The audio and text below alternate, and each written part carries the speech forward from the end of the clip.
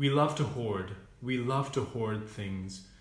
As we know, as time goes on, because of Amazon, because of many other companies out there that deliver to your doorstep, it's so easy to get whatever you want whenever you want it. And we fall so easily for that trap. We spend so much time buying more and more things, collecting more and more things, maybe in the hopes that it'll keep us occupied for a little while. In this time of pandemic, while we might be bored, maybe there's something out there that could, take up some time, maybe a new hobby I could pick up, maybe a new book I could read. And little by little, we start collecting more and more things.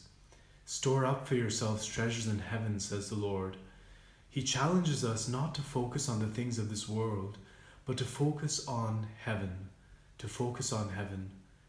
The parable that we hear today is so clear that we can keep collecting things, and these things can become a distraction.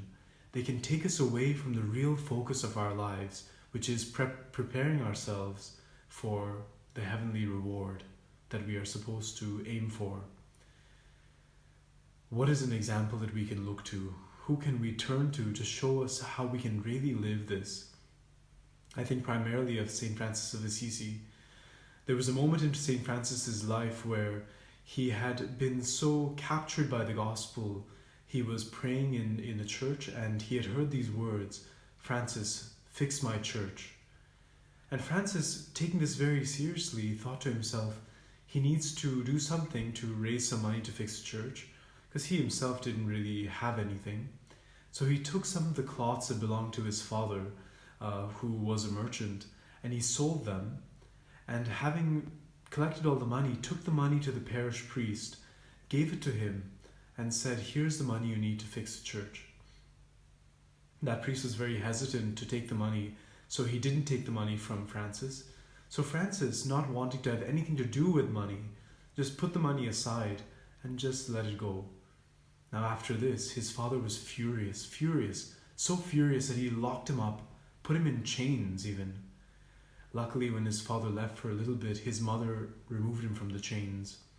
But then his father returned and was again furious that his mother had set him free. So what did he do? He took Francis all the way to the bishop and said in front of the bishop that his son had, in some sense, taken his possessions, had stolen from him, and he wanted his son to renounce every right to his possessions, every right to his inheritance. What does Francis do?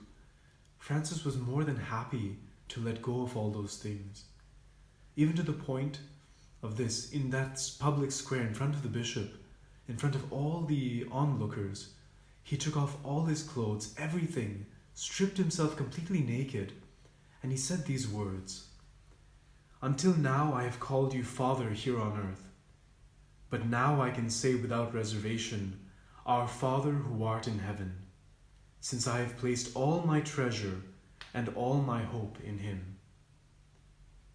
Francis was a man who is our model today.